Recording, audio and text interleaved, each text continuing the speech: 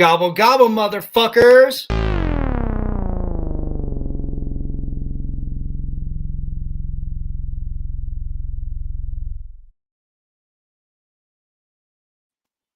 This is COFOH Live Undead. I am your host, Daniel Crosier, and I am joined by the amazing Jordan Downey and Kevin Stewart. Oh, man!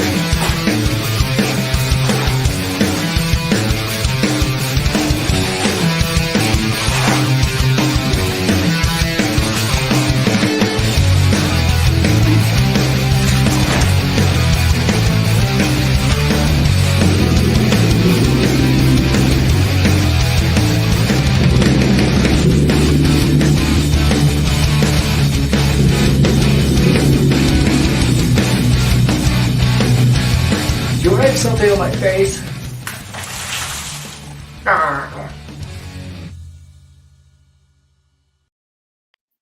Oh, wow. Jordan, Kevin, how are you? I'm great. That's quite We're the doing intro. great. Is that you being doused with the neon pink blood? Yep, I am a glutton for punishment. Apparently. That's hilarious. That's great. I love the energy. We're doing good. Thanks. Yeah, lots of coffee. Oh, gentlemen, thanks for joining us on the show. I've been wanting to get to you guys on here ever since like 7-8 years ago when I was watching Thanksgiving and Thanksgiving 3, and then of course later on I caught The Headhunter on Shudder. I had no idea you guys were involved in that. I thought that was absolutely a brilliant, horror, action period piece. I was like, man, this is such an awesome film, and it's so minimalistic too. It's kind of reminds me of like Valhalla Rising with Mads Mikkelsen, kind of along those lines, just with monsters, right? But if you could, for the audience who doesn't know your work, can you tell us a little bit about yourself? Can we start with you, Jordan? Yeah. I'm from Ohio originally. Grew up kind of out in the countryside and just loved horror movies.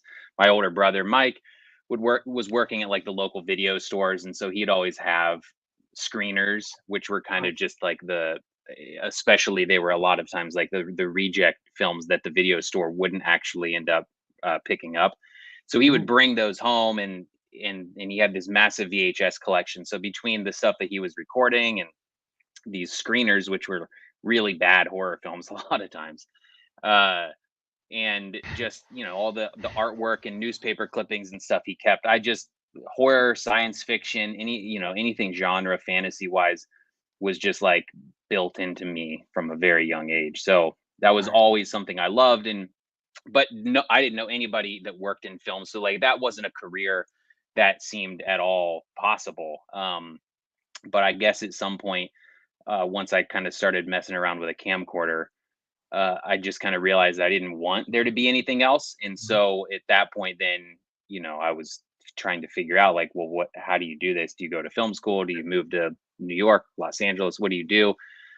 And then ended up going out to California, where I live now, to go to college, to go to film school out here. And then just, took that love for horror films and just transitioned it out here, and then started to kind of apply that to the technical side of stuff that I had no idea about growing up, in terms of just what kind of cameras you shoot on and lights and just all the crew, just the logistics of making a film. And I mean, Kevin's story intersects with mine at that point, because that's where we met and became friends and started working on projects together in film school. And really, in many ways, nothing has really changed, as far as how we make movies and work together and the kinds of stories that we are interested in telling. Nice. Yeah. Kevin, you guys intersected, but for you going back, was it pretty similar? You had a fondness for horror movies? Yeah, pretty similar story to Jordan's, except on the other side of the planet. I grew up in Portugal actually, and my dad's American, so I've been speaking English my whole life. But I was there in Portugal, and same thing, kind of a big horror fan and watching horror movies. I remember me and my cousins, we used to spend all summer down in the garage, kind of like the basement, if you will. And we one of the first films that I'll never forget was the first one we watched was Chucky, or Child's Play 2, I think it was. I think we went straight to 2 for some reason. But yeah, I'll never forget it. I mean, from that point on, it was a love for horror films. Eventually my family moved out here to the States, to Portland, Oregon. Did a year of high school here, and then straight to film school in LA, where I ended up meeting Jordan. We started collaborating on many projects, including Thanksgiving, when we were just 20 years old, when I was fresh off the boat there for me, almost. That, man, that's awesome. Yeah. Thanksgiving, of course, my introduction, to you guys' work, and I just rewatched it on Tubi over the weekend too. It's such a fun, ridiculous film. I love the hand puppet. Let me bring up some photos. How did that come about for you guys? How did that germ of an idea manifest? I think, I mean, we've told the story so many times. I always look for, like, is there something I've forgotten, or like a different, there he is. Is there a different aspect about it that like can jog our memory that's different? But it Right. more or less just began because we were collaborating on working on sets and student films all the time, and making our own student films. That's me there with the turkey puppet and Original, Nice. Jan, the OG. yeah, the original one in the kitchen there of my dad's house. But we, basically, probably, I would guess, Kevin's story would be the same. Is more or less the challenge of making a feature film was something that just seemed interesting and appealing, because you make short films and you learn a lot, and there's something to be said about a great short film, but it's not real, like when you're like, it doesn't get the distribution, the attention, the release that a feature. So the challenge of that as a young filmmaker, I think, was kind of like, well, that's the big step, right? Like, you're not making movies till you make a feature.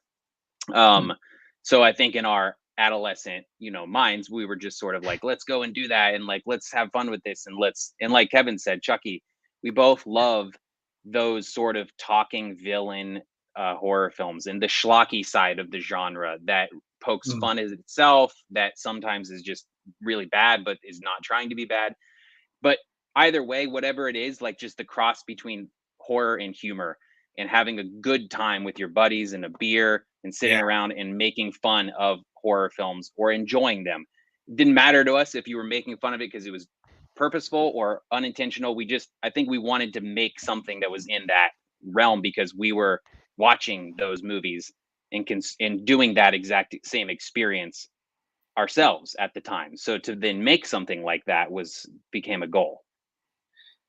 Oh, nice. Yeah. Kevin, you mentioned, diving into like Child's Play and Child's Play 2. Having your villain in your first movie be, a puppeted hand puppet, no less, Turkey.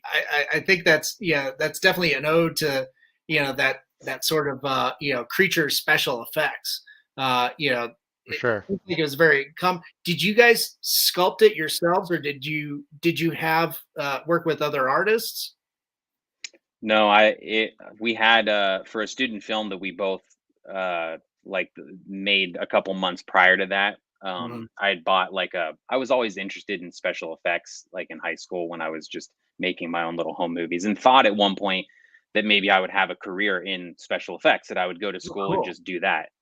But I never really, it was just self-taught. So I bought a kit online for my student film, and the kit just basically had clay and the solution to make plaster, so you could make a mold, and it had a batch of latex and an airbrush. And so I kind of got the whole thing and had no idea what I was doing. But for the student film, I used up most of the supplies, but there was a little bit left, just enough to make this turkey. And, we had no money. The budget for Thanksgiving was $3,500. So we weren't going to be able to afford anybody, and we didn't know anybody that could do it anyways. So I was like, I think I'll just make some turkey. You know, it's supposed to be cheesy, so if it looks not so great, that's kind of the point. So yeah, that was all that picture you put up there was sculpted in our apartment bathroom at the time. I think Kevin was off working on you were working on Splinter, I think that summer, Yeah, yeah, I think the horror yes, I movie was, yeah. Splinter, and I'm Nice. sculpting the turkey in the bathroom. And when he finished that and I finished the turkey, then we went to go make the movie pretty much. Hmm. Cool. Yeah. Wow. That's cool. How long did it take you to do that production? I think it was like 11 days, I think is what we did the main shoot in Nice. 11 days, if I remember correctly. And then we had some pickups. We went back to Ohio and did like 2 more days of turkey burning and stuff like that. Just like little pickups that we hadn't shot yet. Mhm. That's cool. Most of cast and crew, were they friends from film school? No, actually. Nobody actually was from LA. No, Oh, okay. there was We the, the only two people that we knew prior to making the movie were uh, Billy and Darren. Those two were guys that I went to high school with, and then we were all like they were in theater, but they were more on the actor side of things on stage, and I was more into like lighting and sound effects and like the production of the high school plays. But we were all friends, and so those guys just fit the bill perfectly. But then I think Kevin was about to say the rest were like Well, the rest was Craigslist or Craigslist people. Yeah, yeah. Okay. We cast through Craigslist, and I think the casting crew or the crew, all of the crew was through Craigslist too, as well. And it was a small crew. I think it was me, Jordan, our special effects makeup guy, Troy Smith, Cool. and a couple others that I'm blanking on right now. But uh, yeah, we shot this in 2007, I believe it was. Yeah, 2007. So a Man. long time ago. Yeah, it's especially now, with coming out of COVID, it seems like everything's even further back. Yeah, for real. But yeah, such a fun movie. Yeah, I kept feeling that had a little nods to that sort of genre that like Toxic Avenger kind of comes from. Hmm. Yeah, Hmm. it took me back to some of my childhood, movies that my dad introduced me to, whether he knew it or not. It's his fault. But yeah, but so that's much great. fun. Yeah, with that too, you guys went. Did you guys go directly into like Thanksgiving 3? I love that you guys jump. Part 2. And it's in the story for 3, right? Where Hmm. the turkey comes back and he's to correct things. And I think episode or the sequel, he just skips number 2 and goes into 3. I love it. Yeah, we were. I mean, that's probably one of the main reasons we made Thanksgiving the sequel in the first place was we got so excited about just wanting to skip it. And I believe it was Mike's original idea. I can't remember off the top of my Mm, head whose nice. idea it was to skip a sequel or it originated there or something. But Oh, once that came into our heads, we were like, okay, we gotta fucking make this thing now. Like we got to do this just so we can tell that story one day.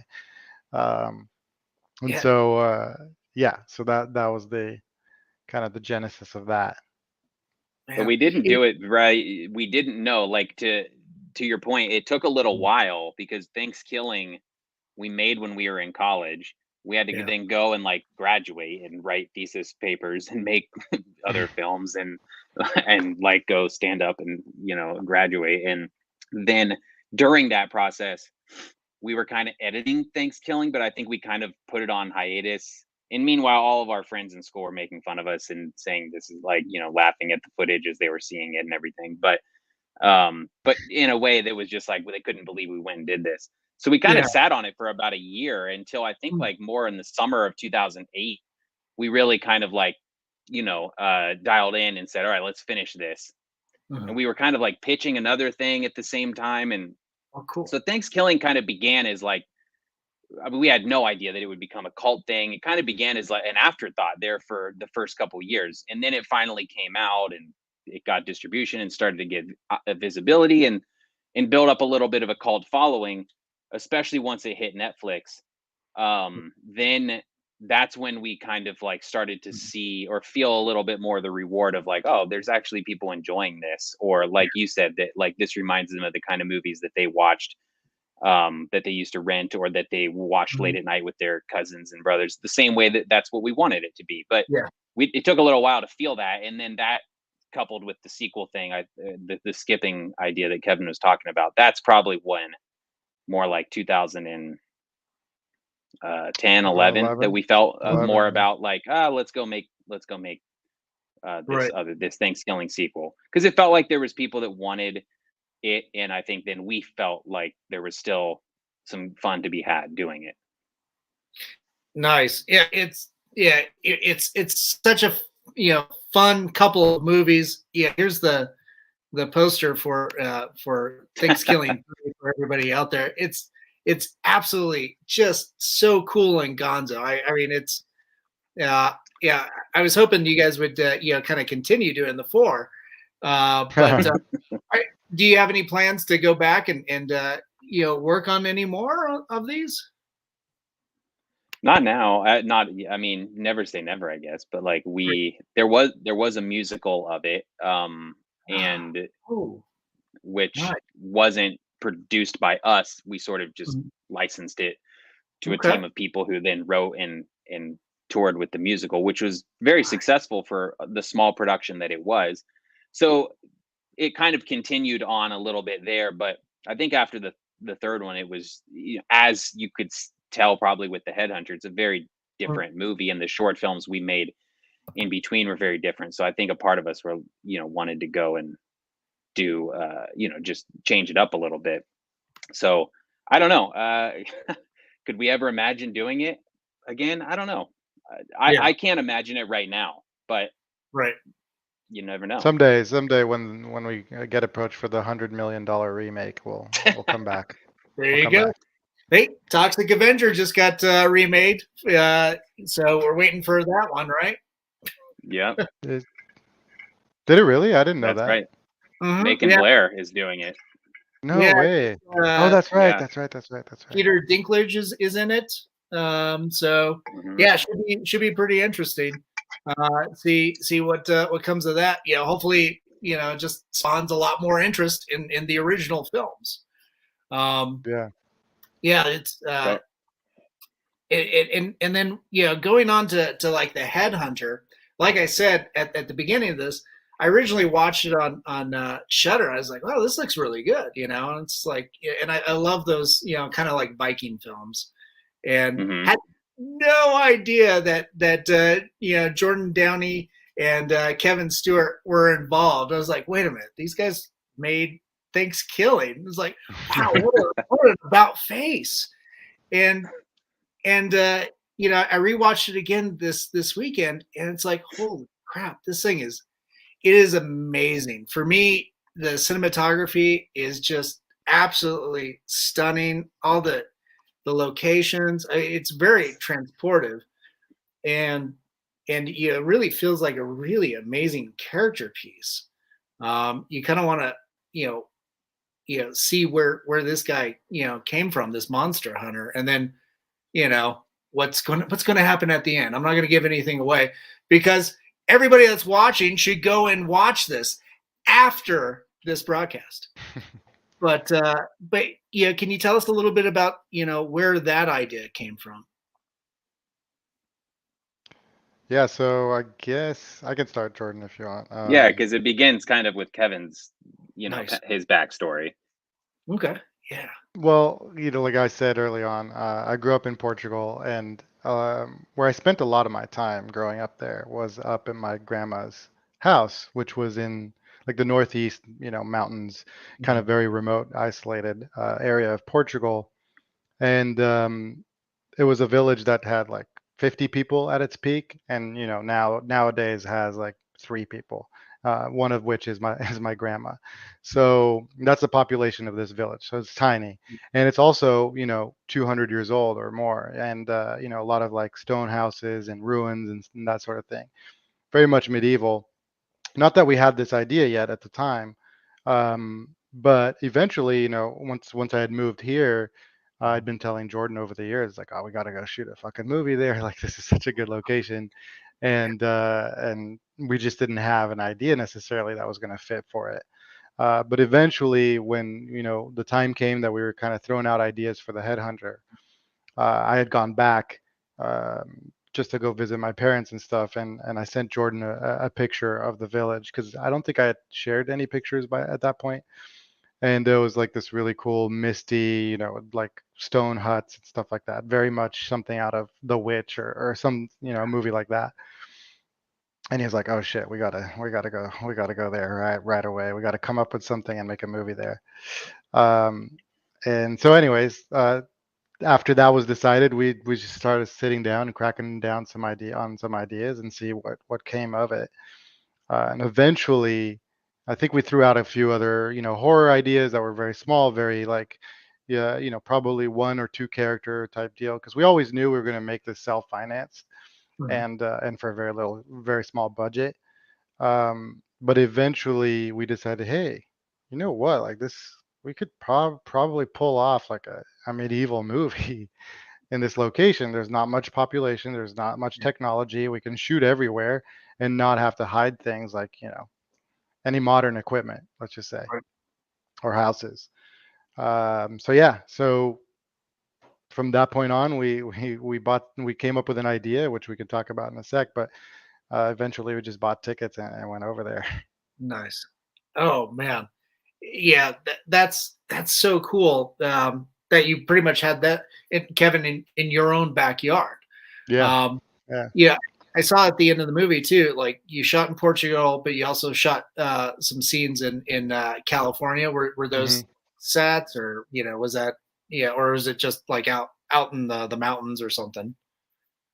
It's kind of all like interspersed, actually. There's actually technically some drone footage in there from somewhere, or from Norway, actually. Chris, the actor, had a drone, and so he took it out in the winter and shot. There he is, yeah.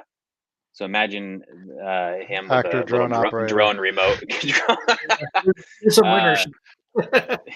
he's an all-around Viking.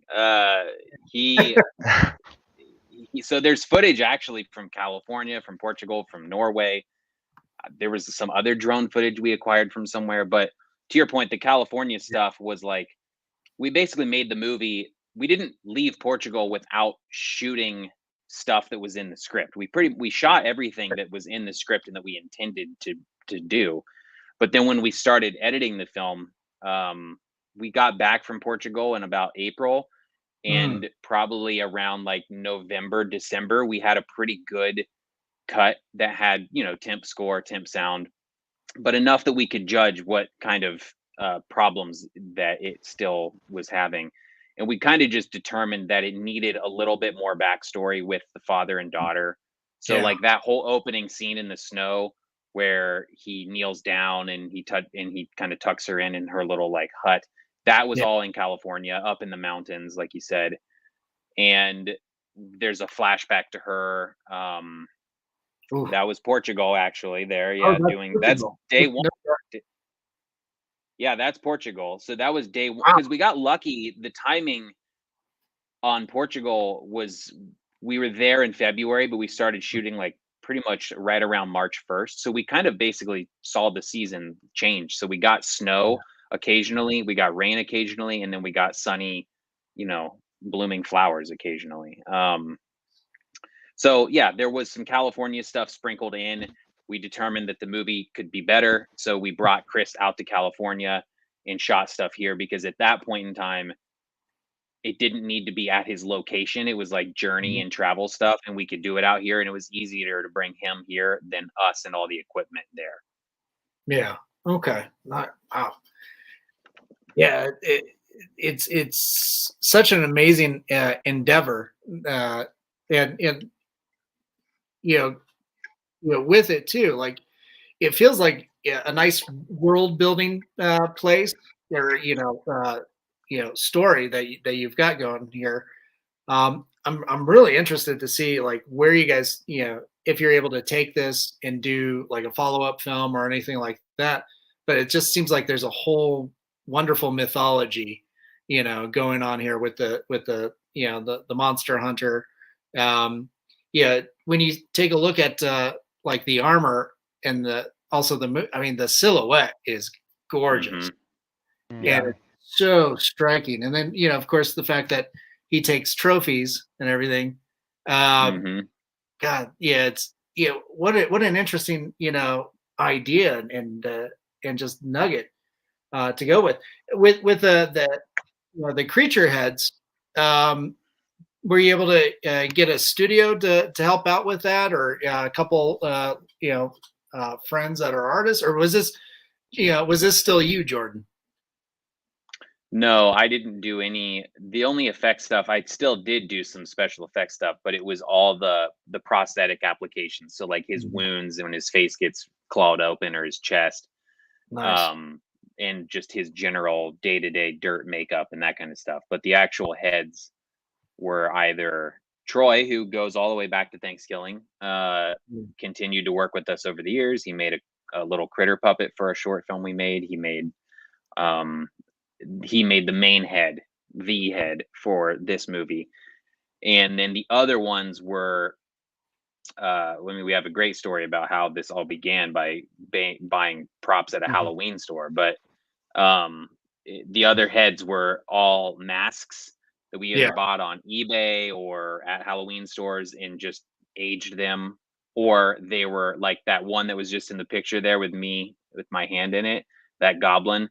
There were a couple more expensive ones that we got from like licensed from more of a professional Halloween mask maker company. Cool. Oh man, that's so cool. It's yeah. You mentioned going back and adding some backstory with the daughter and everything. Sitting there watching it, when you watch it, from beginning to end, it seems like such a personal, piece too. Yeah, all the tragedy that this guy has experienced, and then having to go off and fight these monsters.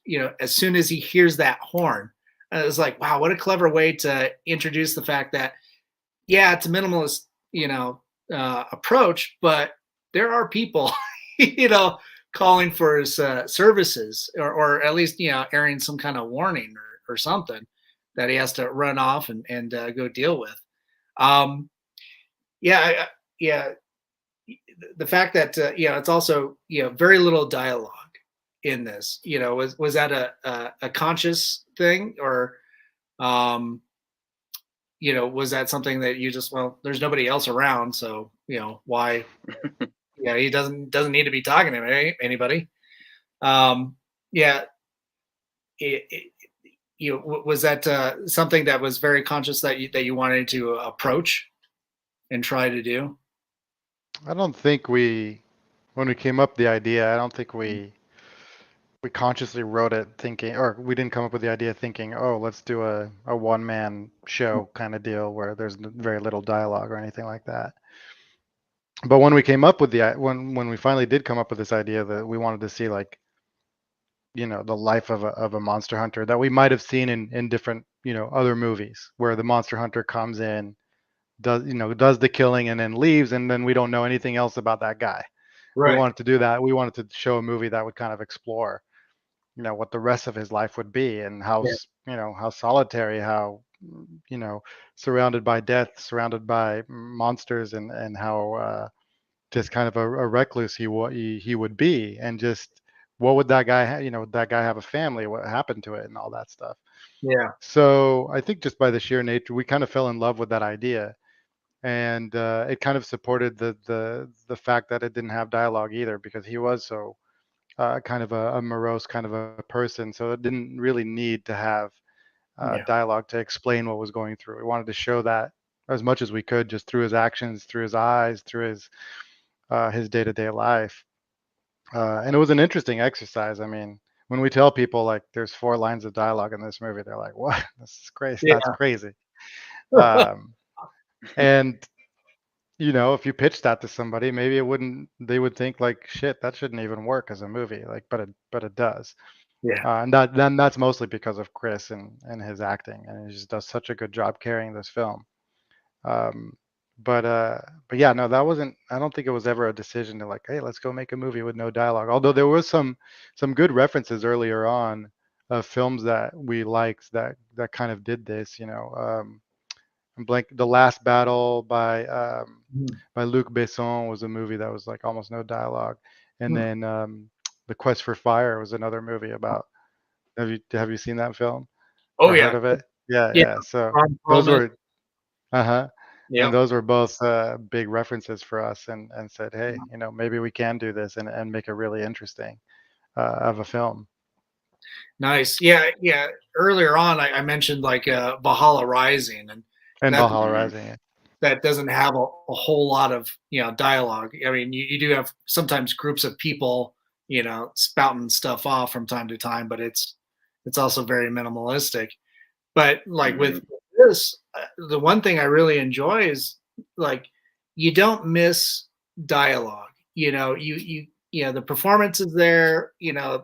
The how you guys produce the film, and the action. There's always some action or some activity that really tells the story, and you really don't need that narration of dialogue to go with it to convey an idea. I find stuff like that is when conveying visual ideas, the showing, not saying, or Mhm.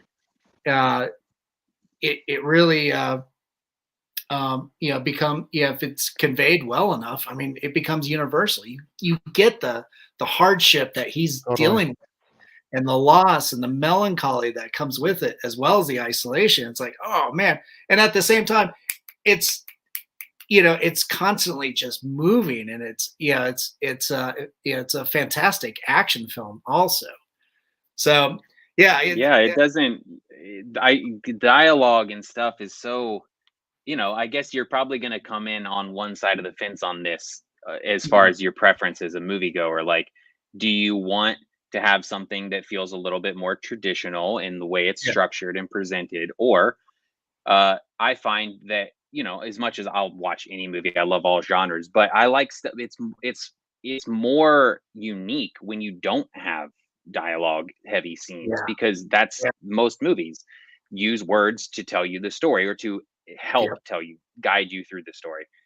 I love stuff that just sits around and lingers. Like I love, and usually movies don't go all in, but sometimes there's great scenes in movies or sequences that are quiet. Like in the beginning of Alien, was you're just lingering through the mhm, corridors of the spaceship, and the little, prop is going on the table, and they're waking up. Like those moments in movies always stood out to me as a kid, and then certainly as I started to like watch more unique movies, especially foreign films that aren't the big blockbuster that kind of play it safe. I love that stuff. I love those quiet moments that just kind of like linger and just let you just sit there and kind of be an observer for a little bit. So it was really cool to just, it was a lot of fun to make a movie that embraced that. And that at the same time, both Kevin and I also love big worlds and just like really yeah, interesting backstories. And like that book, probably the best example of it is that book that he uses in there, which was a prop that Kevin actually made. And I mean, we got some of the artwork, and then he had to age it and everything. But that book summarized like really what we loved about this movie and this world is like each page is another day in the life of this guy that yeah, involved him going out on some crazy trek. We don't need to see those things, and we don't mm, need to know really how he's using currency or why he's saving it. We don't really need to know why he's saving the heads, or mhm, what he does with them after they rot and wither away. It's just like it's all of that stuff that like is just we've seen those kinds of medieval bounty hunters before, like Kevin was saying, but right. we'd never seen a side of it like this, and just didn't feel like that stuff was that interesting Mhm. to us. It was so yeah, the dialogue free thing maybe wasn't the intention from the start, but then once we kind of started to embrace it, we went all in and just really like enjoyed making that Hmm. work. I'm glad that you guys did, because it's such a unique film, and I really recommend everybody going to see it. Real quick, well, let's play the trailer here. Let me turn off some of these Sure. so they're a little less distracting. But yeah, so here's the trailer for Headhunter showing on Shudder.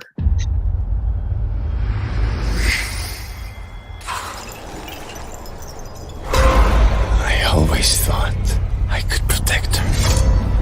What took her from me is still out there. Don't touch her!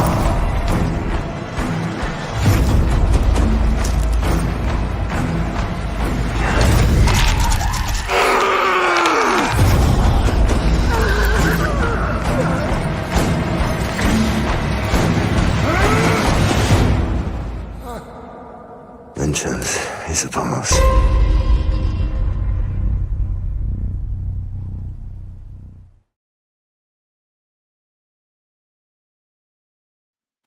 Oh There man, it is. so cool.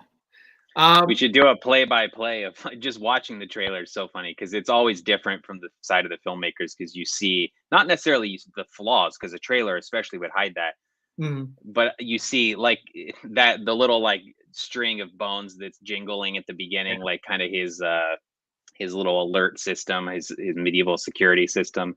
There's like a little monster that hops over, but the way we did that was it's literally like a scrap of fur that we had Right. on hand and just like draped it over the thing really quick in front of the lens, and it's like there's no monster hopping over that. So it's just funny to see the from our perspective the jankiness of what is actually on screen, but then once you go through the process and you especially put it into a trailer, you don't ever think of it. Yeah, oh man, it's yeah, it's so interesting that the little tricks that you've added in there. Yeah, like I think one of the things I mentioned, like the cinematography of it too. You talk about having like the creature head and everything, and some of the puppetry and everything too. How you frame it, you got to be really strategic, and you guys, pull it off.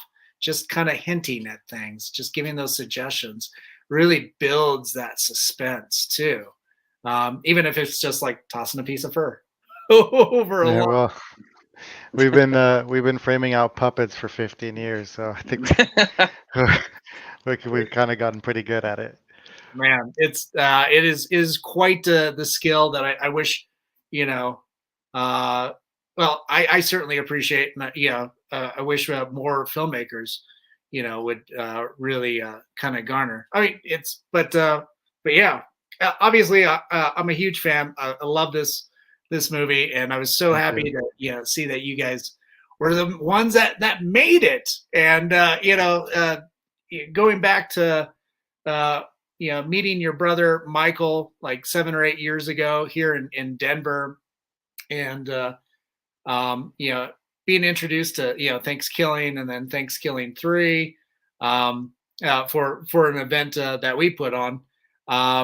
It's I find it's absolutely lovely to to see things come full circle, and that there's so much amazing talent in this world.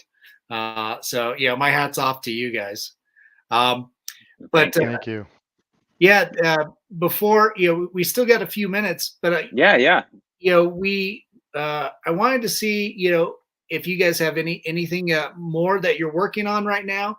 I double checked IMDb and didn't see any updates, but of course you've got an amazing list of of body of work uh, that you've put out. Yeah, what's in the cards for your future? Can you share we've anything? we've been working. Yeah, there's nothing that we can like. I mean, yeah, there's nothing that we can say. Okay. Yeah, we've been working like mad since the Headhunter came out. It opened all kinds of doors. So a Yeah, lot of you go through those doors, and each one leads you somewhere new. Whether it's a pitch, it's the opportunity to have lunch with somebody that will read an older script that's been around prior to Headhunter or anything like that. nice. And And so we've been, exploring all kinds of different stuff, and have gotten very close a few times to exciting stuff.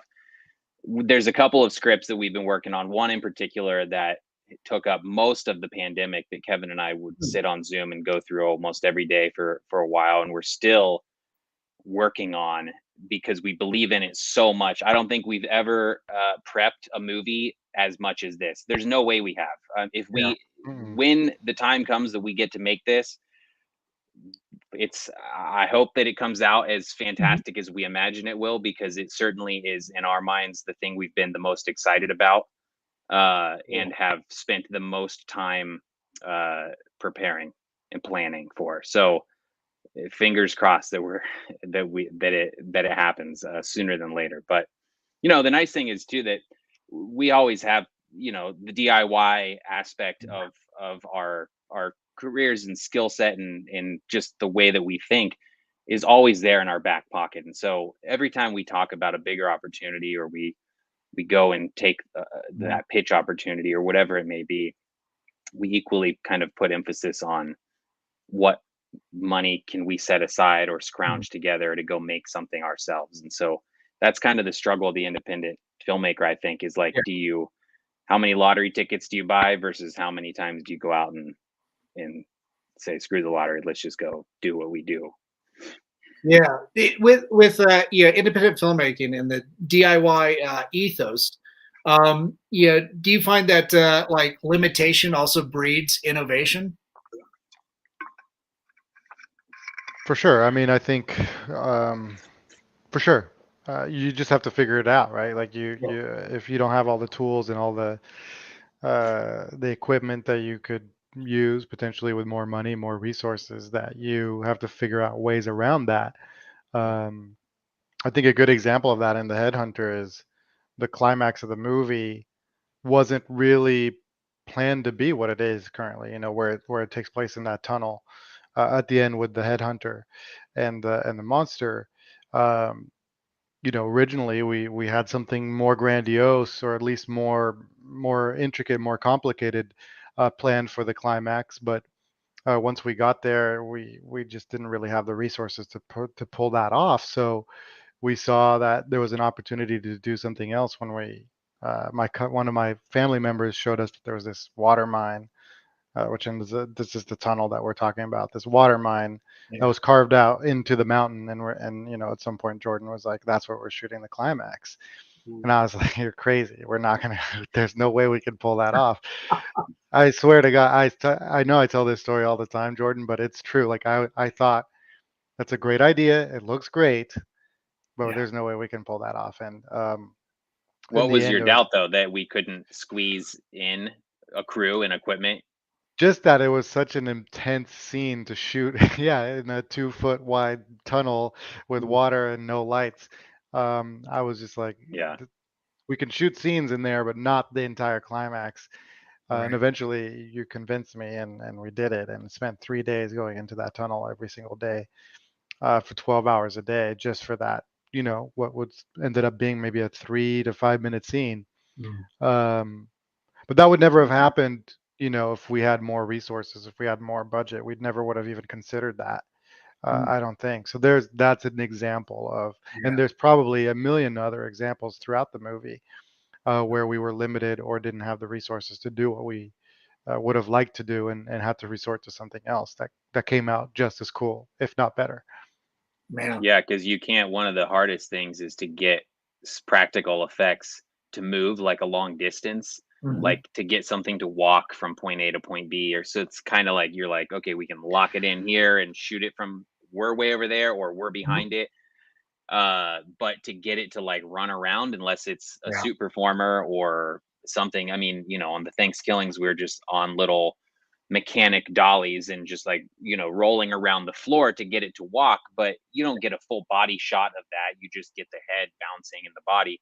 And that works for that because it's supposed to look like a rubber puppet, but Headhunter is not. Can't look like a rubber puppet. So yeah, it's like that's the original ending Kevin's alluding to. I think it was kind of like a fight in more of an open space. And when we saw the opportunity to go into a tight thing, we felt like, okay, well, you only have to, you only have a couple feet of wiggle room, and that thing was even tighter than it probably looked on camera. But but yeah, absolutely. I think that that's the nice thing is that, like, I mean, you can see certain filmmakers even at the highest level still seem to appreciate the times to go small, and like I wish that more big movies appreciate like did that, and that they knew that like the best moment sometimes is when the chaos is going on over there and you move over here and you just see a character that's like struggling to go through this battle, or you just spend a little quiet time doing something else. And